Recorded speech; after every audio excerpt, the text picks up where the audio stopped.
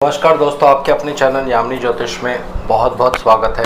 तो आज एक नाड़ी टेक्निक की कुछ और बात करने जा रहे हैं, जिसमें शनिदेव के बारे में आपको मैं बताऊंगा।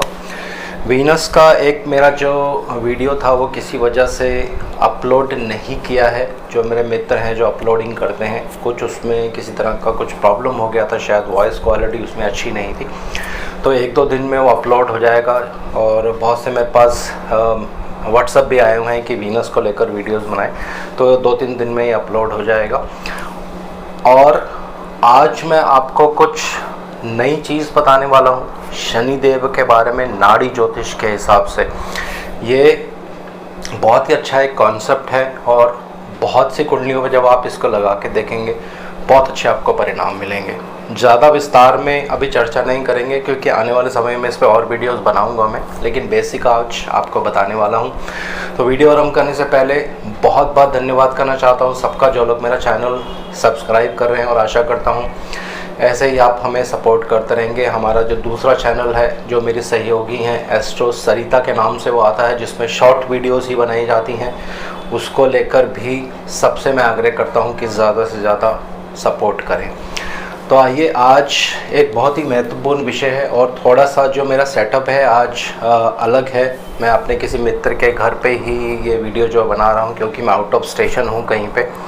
लेकिन थोड़ा सा आपको वॉइस क्वालिटी शायद थोड़ी सी तेज़, अपनी जो इसकी जो वॉइस है थोड़ी सी कम रह सकती है, और थोड़ा सा वीडियो जो है डार्कनेस उसमें रहेगी, लेकिन मैं कोशिश करूँगा जितने से ज़्यादा वो ब्राइटर हो सके। तो आइए आरंभ करते हैं वीडियो। और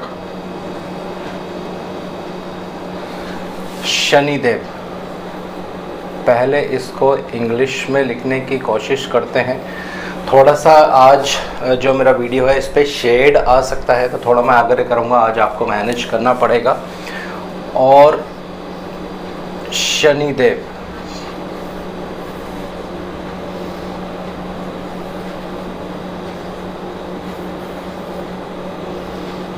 गोचर में शनिदेव हमें क्या प्रभाव देते हैं। तो शनिदेव नाड़ी ज्योतिष के हिसाब से क्या फल देते हैं, इसी के ऊपर आज जो है पूरी चर्चा होने वाली है। बहुत ही महत्वपूर्ण वीडियो है, ध्यान से इसको आप देखिए, कॉन्सेप्ट समझने की कोशिश कीजिएगा, और फिर इसको आप अलग अलग कुंडलियों पे लगा के देखिए। नाड़ी ज्योतिष में शनिदेव को कार्य क्षेत्र का स्वामी माना जाता है, यानी प्रोफेशन। दूसरा, शनिदेव को मोक्ष का कारक भी माना जाता है, यानी मृत्यु। ये कैसे देखेंगे आने वाली वीडियोस में आपको बताऊंगा। तीसरा, शनिदेव को माना जाता है ऑब्स्टेकल्स, किसी तरह की प्रॉब्लम्स जब वो खड़ी कर देते हैं। चौथा, माना जाता है शनिदेव को एक्शंस, यानी गतिविधियाँ, हिंदी में इसको गतिविधियाँ कहेंगे। गतिविधि कैसे व्यक्ति जो है एक्शंस उसके जीवन में शुरू हो जाते हैं, ये शनिदेव से दर्शाता है। इसमें तीसरी दृष्टि ली जाती है, वो आपको अभी मैं बताऊंगा। और शनिदेव दर्शाते हैं बिगिनिंग ऑफ न्यू लाइफ, किसी नए कार्य का आरंभ होना, ये भी शनिदेव दर्शाते हैं।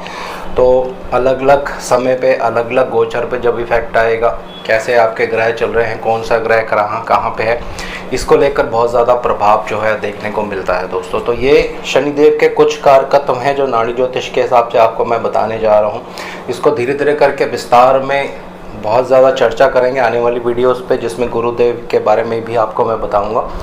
लेकिन अभी आज सिर्फ शनिदेव के बारे में ही चर्चा करने जा रहे हैं।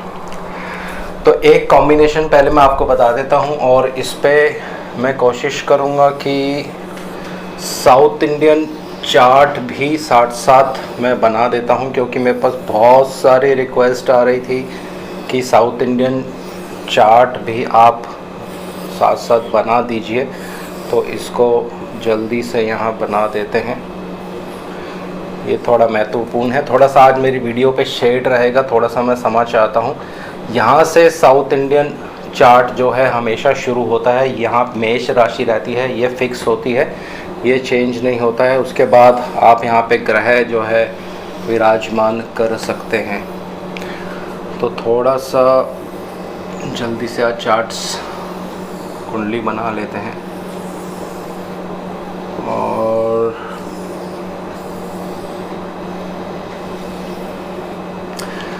मान लीजिए एक कुंडली बनाते हैं, अपनी ही कुंडली मैं आज ले लेता हूँ उदाहरण के लिए। और यहाँ पे मेरे 1 नंबर हैं, यहाँ शनिदेव रहेंगे और ये शनिदेव मेरे वक्री हैं। यहाँ कुंडली में शनिदेव रहेंगे, ये हो गया 4, 5, 6 और 7। यहाँ पे बृहस्पति देव रहने वाले हैं। तो ये एक कुंडली है, इसके माध्यम से मैं समझाने की कोशिश करता हूँ। तो पहले कुछ महत्वपूर्ण चीज़ मैं आपको बताने जा रहा हूँ, ये समझ लीजिए, इसको समझना बहुत ज़रूरी है। वो महत्वपूर्ण चीज़ क्या है कि जब भी किसी जातक का जन्म होता है, किसी बच्चे का जन्म होता है, मान लीजिए मेरी कुंडली है, जब मेरा जन्म हुआ बृहस्पति देव 7 नंबर में थे, शनिदेव 1 नंबर में थे। तो ये शनिदेव और बृहस्पति देव अपना अपना गोचर का प्रभाव देने वाले हैं मेरे जीवन में। जैसे जैसे ये गोचर बदलेंगे उसका प्रभाव देखने को मिलेगा। तो यहाँ देखिए बृहस्पति देव 7 नंबर में है, 7 से 8 में जाएंगे, फिर 9 में, 10 में, 11 में, 12 में। तो अब यहाँ पे पूरे एक और ग्रह लिख लेते हैं, बुध देव। तो जैसे जैसे बृहस्पति देव गोचर करते जाएंगे, ये ग्रहों से मिलेंगे, ग्रहों से के साथ युति करेंगे, कोई ग्रह उनको देखेगा, वो किसी ग्रह को देखेंगे। तो ये जो सिलसिला है 12 वर्ष तक चलने वाला है, क्योंकि यहाँ से जब वो शुरू करेंगे, पहला, दूसरा, तीसरा, चौथा, 5वां, 6ठा, 7वां, 8वां, 9वां, 10वां, 11वां, 12वां, पहला जो इनका भ्रमण का पहला जो चक्र है 12 वर्ष का होता है, वो ख़त्म हो जाएगा। फिर से बृहस्पति देव गोचर आरंभ करते रहेंगे। बृहस्पति का गोचर कभी बंद नहीं होने वाला है। लेकिन एक महत्वपूर्ण बात है यहाँ पे जो आप नोट कर सकते हैं, वो क्या है कि हर चक्र में, हर भ्रमण के चक्र में जब उनका गोचर होगा 12 वर्ष का, उसमें ग्रह वही रहने वाले हैं। कुंडली में ग्रह बदलने वाले नहीं हैं, उनकी स्थिति वही रहने वाली है। बुध अगर 9 नंबर में है तो 9 में ही रहेंगे, शनिदेव मेष में है तो मेष में ही रहने वाले हैं। हर वर्ष बृहस्पति जब गोचर करेंगे, शनिदेव के साथ युति करेंगे, बुध देव के साथ युति करेंगे, या शनिदेव उनको देखेंगे भी, बृहस्पति के गोचर होंगे, उनको शनिदेव की दृष्टि भी पड़ने वाली है। तो प्रभाव अलग अलग होगा दोस्तों। ये बहुत महत्वपूर्ण चीज़ है नाड़ी ज्योतिष में। इसी के ऊपर बहुत सारे फलित जो हैं वो निकल के आते हैं। हर वर्ष में जब बृहस्पति गोचर करेंगे, हर वर्ष में जब शनिदेव गोचर करेंगे, उनका जो प्रभाव होगा वो अलग अलग होगा। इसके ऊपर बहुत विस्तार में आने वाले समय में वीडियोस बनाऊंगा, क्योंकि ये थोड़ा सा महत्वपूर्ण विषय है। इसको बहुत आराम से आपको समझना पड़ेगा और इसी के आधार पर सारे फलित जो हैं नाड़ी ज्योतिष के निकल कर आते हैं। और इसमें राहु केतु का भी गोचर इसी तरह से काम करता है। जहाँ भी कुंडली में राहु देव होंगे, अपना गोचर लेंगे, 18 वर्ष उनको लगते हैं गोचर में, तो पहला चक्र पूरा होगा, फिर से वो गोचर आरंभ करेंगे, दूसरा चक्र पूरा होगा, फिर से वो गोचर आरंभ करेंगे, तीसरा चक्र पूरा होगा। जितनी व्यक्ति की आयु होगी उसके अंदर अंदर वो गोचर जो है वो ख़त्म हो जाएगा दोस्तों। तो ये आप नोट कर सकते हैं, इसके ऊपर विस्तार से आपको बताऊँगा। तो शनिदेव क्या है नाड़ी ज्योतिष में, जैसे मैंने आपको बता दिया, शनिदेव जब केतु देव के साथ कुछ संबंध बना लेते हैं गोचर में, तो उस समय मोक्ष की प्राप्ति होती है। ये जब मृत्यु की बात करेंगे, मृत्यु के ऊपर वीडियोस बनाऊंगा तब आपको बताऊंगा।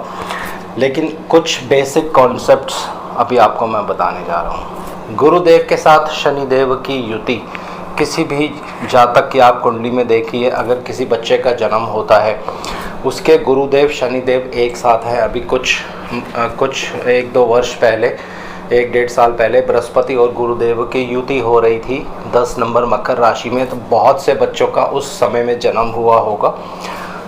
तो क्या होगा, बृहस्पति के साथ जब शनिदेव रहते हैं तो जीवन के जो प्रारंभिक वर्ष होते हैं, आप 12 साल तक उसको गिन सकते हैं, 6 साल तक उसको गिन सकते हैं।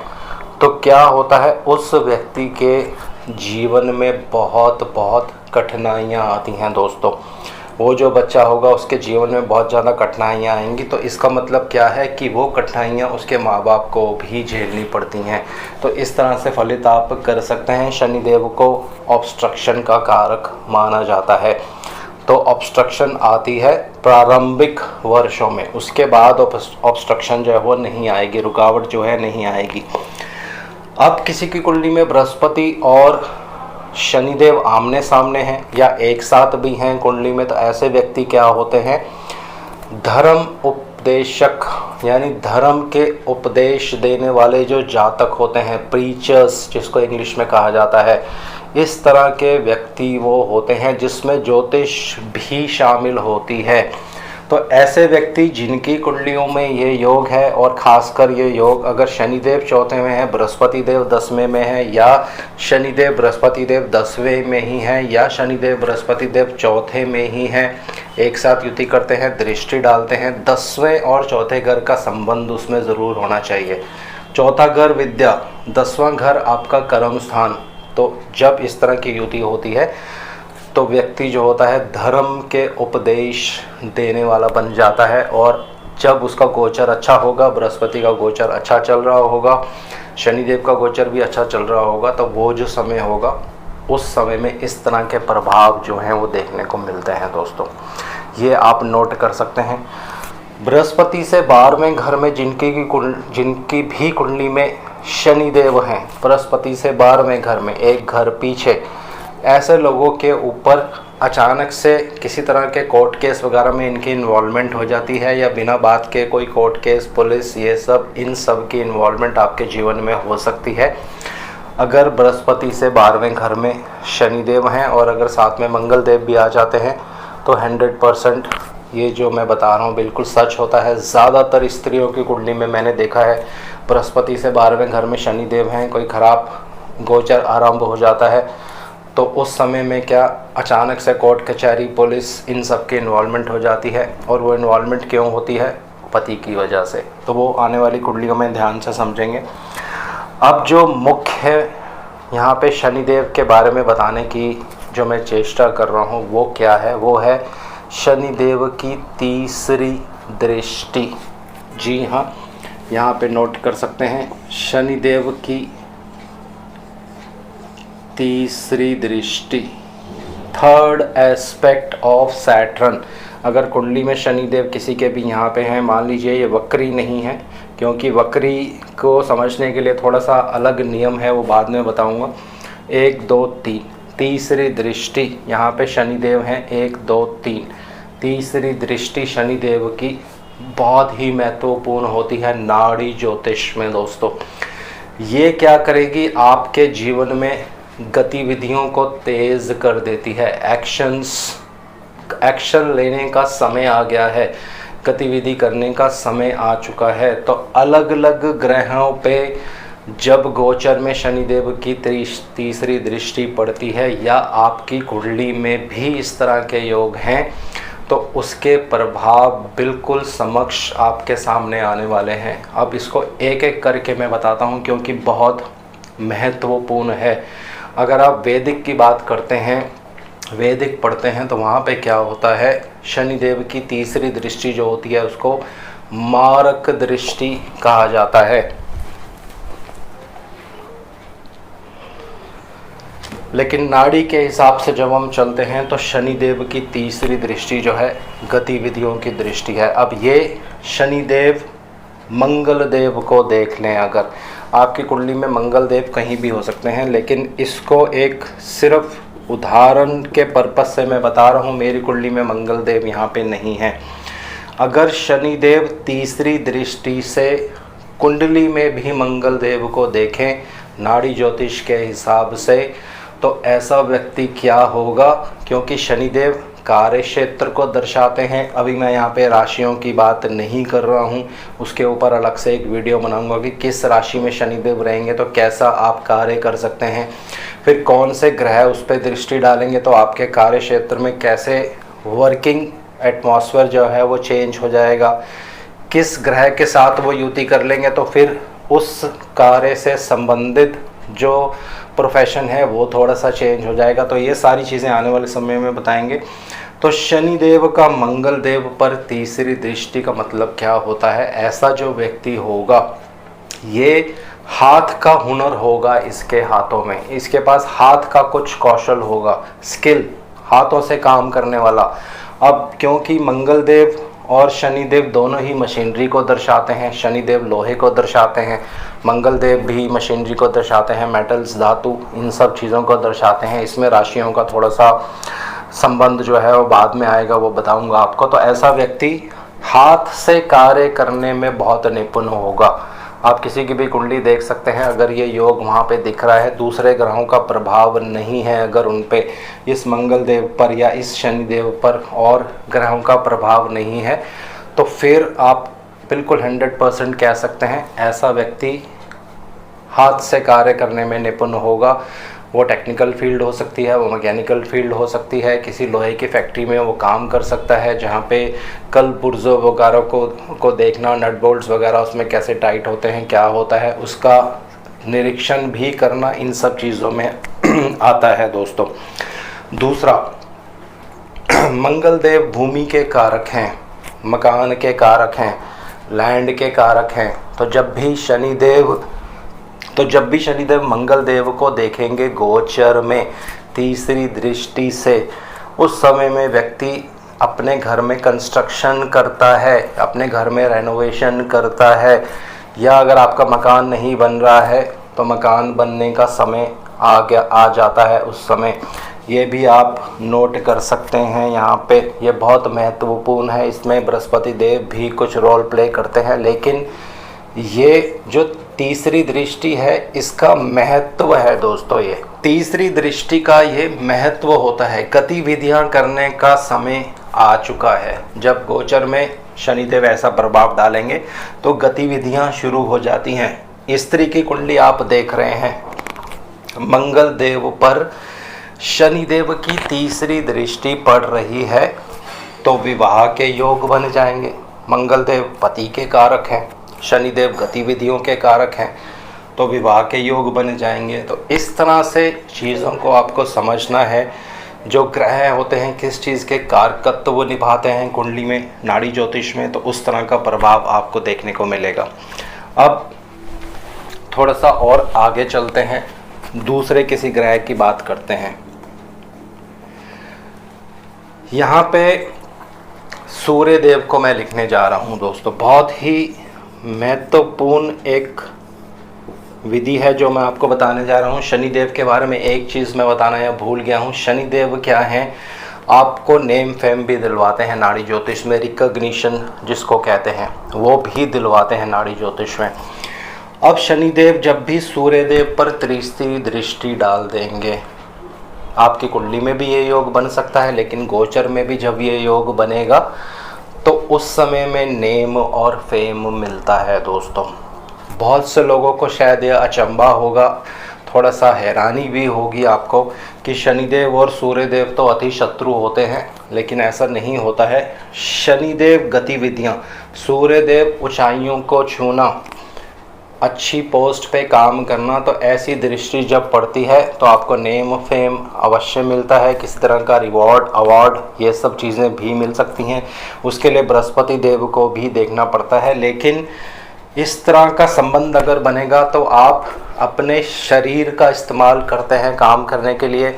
किसी अग्नि के फील्ड में आप काम कर सकते हैं, दवाइयों के फील्ड में काम कर सकते हैं, जिन भी चीज़ों के सूर्यदेव कारक होते हैं, केमिकल्स में काम कर सकते हैं। बहुत सारे उसमें कारकत्व होते हैं।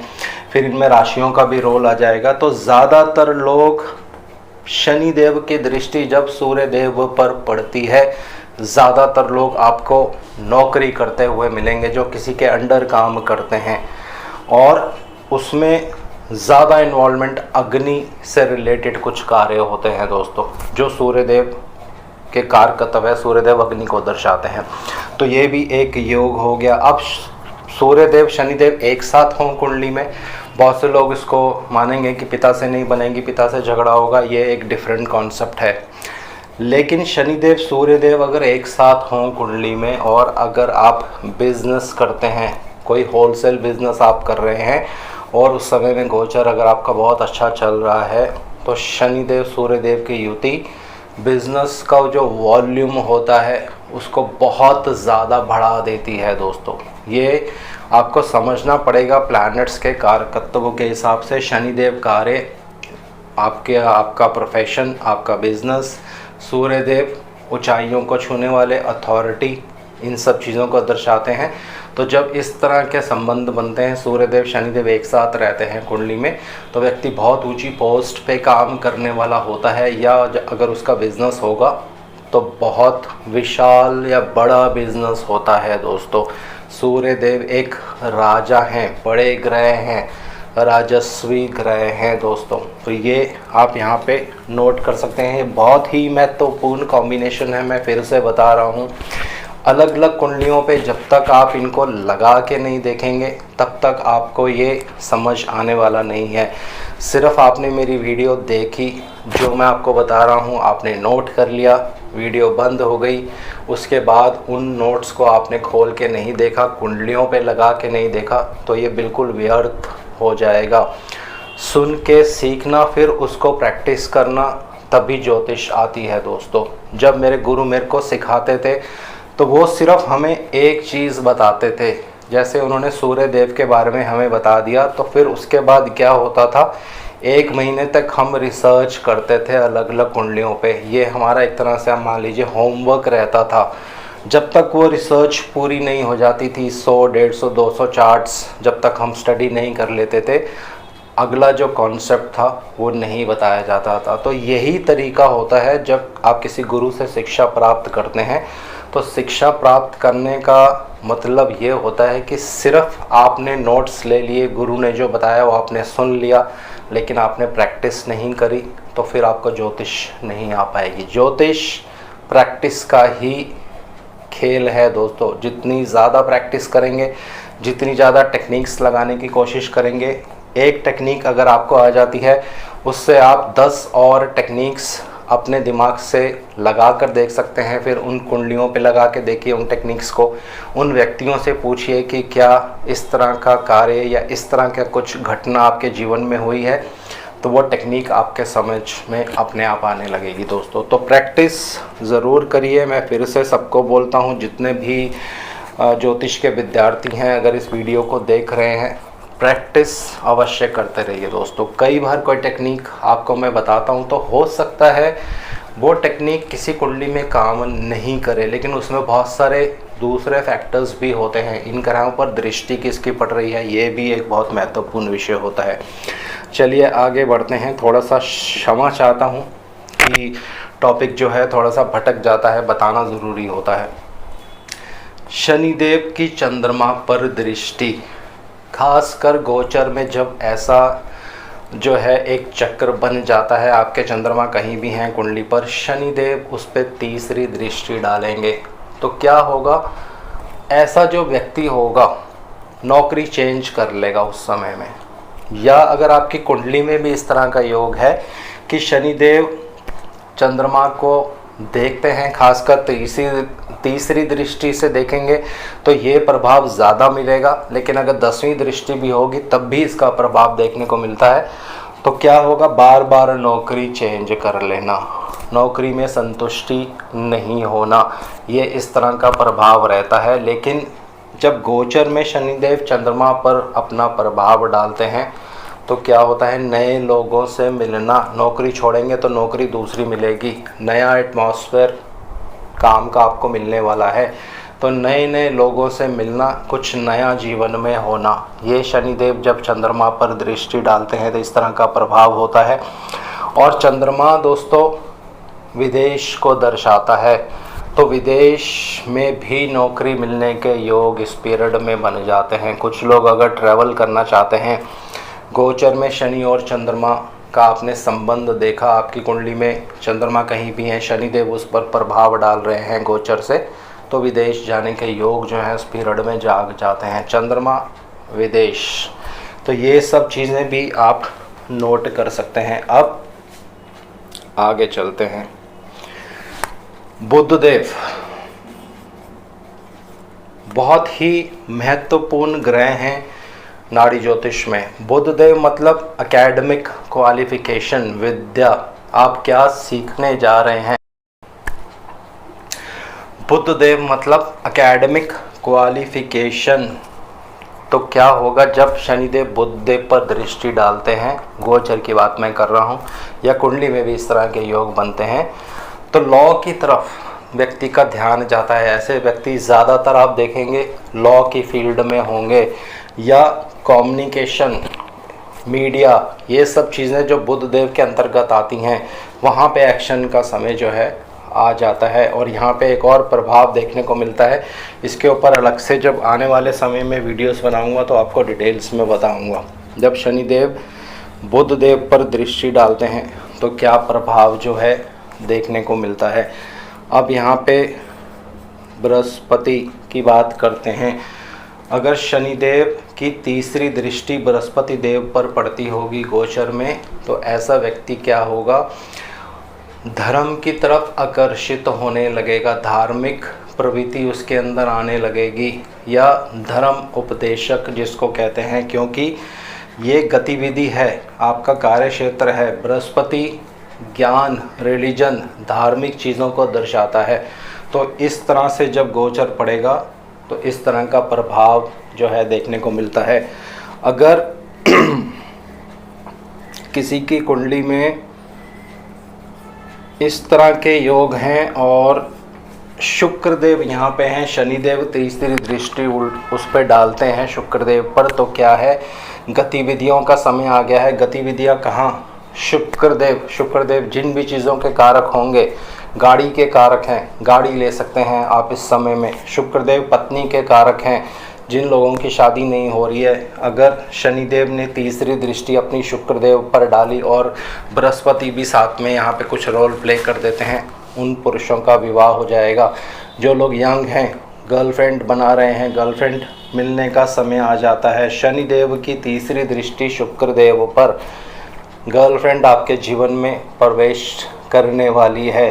तो बहुत सी चीज़ें होती हैं, आपको सिर्फ ग्रहों के कारकत्व जो हैं वो पता होने चाहिए। हर ग्रह किस चीज़ को दर्शाता है, क्या उसका सिग्निफिकेशन है, उसके हिसाब से जब शनिदेव उस पर दृष्टि डालेंगे तो वो ग्रह जो है जागृत हो जाता है, गतिविधियाँ उसमें आने लग जाती हैं, तो प्रभाव जो हैं वो मिलने लग जाते हैं दोस्तों। और शनिदेव केतु देव के ऊपर दृष्टि डाल दें गोचर में, या आपकी कुंडली में भी इस तरह का योग है, शनिदेव से तीसरे भाव में केतु देव हैं, एस्ट्रोलॉजी, स्पिरिचुअल चीज़ों का कार्य करना, गतिविधियाँ आ गई और यहाँ केतु देव आ गए। केतु देव स्पिरिचुअल चीज़ों को दर्शाते हैं, या एस्ट्रोलॉजी भी केतु देव के अंतर्गत आती है। तो शनिदेव की दृष्टि केतु देव पर, या शनिदेव से त्रिकोण में भी अगर केतु देव गोचर में आ जाते हैं, मान लीजिए केतु देव आपके कहीं भी कुंडली में विराजमान है, वहाँ से गोचर में शनिदेव उससे त्रिकोण में आ जाएं,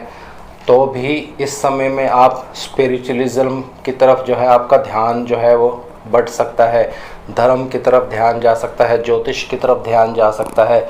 अगर कुंडली में ही योग है परमानेंट, तो आप एस्ट्रोलॉजी कर सकते हैं, उसको अपना प्रोफेशन भी बना सकते हैं। इसी तरह से जब राहु पर दृष्टि पड़ेगी शनिदेव की तीसरी दृष्टि, तो राहु के जो कार्यकर्ता होते हैं, राहु के जो प्रोफेशन होते हैं, उनमें गतिविधियां आने लगेंगी, फोटोग्राफी, इलेक्ट्रॉनिक्स से रिलेटेड जो भी चीज़ें होती हैं। और ख़ासकर जब शनिदेव राहु देव पर दृष्टि डालते हैं तो जीवन में कुछ नया होने वाला है। ये गोचर का बहुत बड़ा नियम है, आप याद कर लीजिए। जब भी शनिदेव राहुदेव पर दृष्टि डालेंगे, उनके साथ आके युति कर लेंगे गोचर में, लेकिन और उल्टा भी होगा, अगर शनिदेव के साथ राहुदेव युति कर लेते हैं गोचर में, यानी आपकी कुंडली में शनिदेव कहीं भी हैं, वहाँ पे राहुदेव आ जाते हैं गोचर में, तो कुछ नया होने वाला है जीवन में। आपका जो कार्य क्षेत्र होगा वहाँ का पैटर्न चेंज हो जाएगा। आप उसी प्रोफाइल में रहेंगे लेकिन कार्य का जो पैटर्न होगा वो चेंज हो जाएगा। कुछ नया आपके जीवन में आने वाला है, किसी नए कार्य की तरफ आप अग्रसर जो है होने वाले हैं। ये बहुत से अच्छे अच्छे नियम हैं दोस्तों। जब शनिदेव के बारे में, आप गुरुदेव के बारे में पढ़ेंगे, हर ग्रह को जब वो गोचर में छूते हैं तो कुछ ना कुछ परिणाम अवश्य देखने को मिलता है। वो परिणाम कैसा होगा, ये ग्रहों के कारकत्व वो बताएंगे, किस भाव के वो स्वामी हैं जो ग्रह हैं आपकी कुंडली में, किस भाव के वो मालिक हैं आपकी कुंडली में, उसको भी बीच में आपको जो है लेना पड़ता है। लेकिन ये एक साधारण सा नियम है शनिदेव के बारे में जो मैंने आपको बता दिया है। बहुत ही एक अच्छे ग्रह हैं, माने जाते हैं नाड़ी ज्योतिष में शनिदेव, लेकिन ये मोक्ष भी दिलवाते हैं आपको। अब मोक्ष क्यों दिलवाते हैं ये मैंने क्यों कहा है, क्योंकि देखिए शनि देव को आपके कर्मों का कारक ग्रह माना जाता है। आप क्या कर्म करते हैं ये शनि देव उसका हिसाब किताब करते हैं। तो पिछले जन्म में आपने जो अच्छे या बुरे जो भी कर्म किए हैं उसका जो हिसाब किताब है, उसका जो फल है आपको अगले जन्म में मिलता है। और वो कौन करते हैं? शनि देव।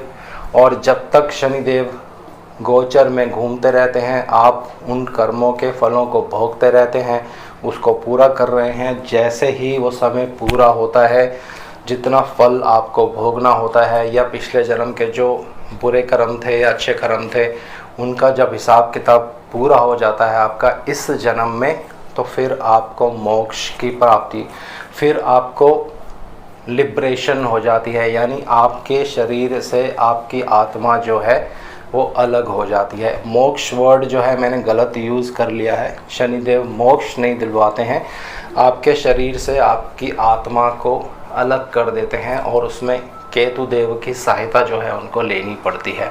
ये आने वाले समय में आपको डिटेल्स में बहुत सी कुंडलियों के माध्यम से मैं बताऊंगा दोस्तों। तो ये एक छोटी सी वीडियो है शनिदेव के ऊपर। तीसरी दृष्टि शनिदेव की बहुत महत्वपूर्ण होती है नाड़ी ज्योतिष में। इसको आप समझने की कोशिश कीजिए, लगा के देखिए अलग अलग कुंडलियों पे किस तरह से आपको रिज़ल्ट मिलते हैं, क्या आपको प्रभाव जो है वो देखने को मिलता है। तो आप मुझे अपडेट कर सकते हैं। जय शनिदेव।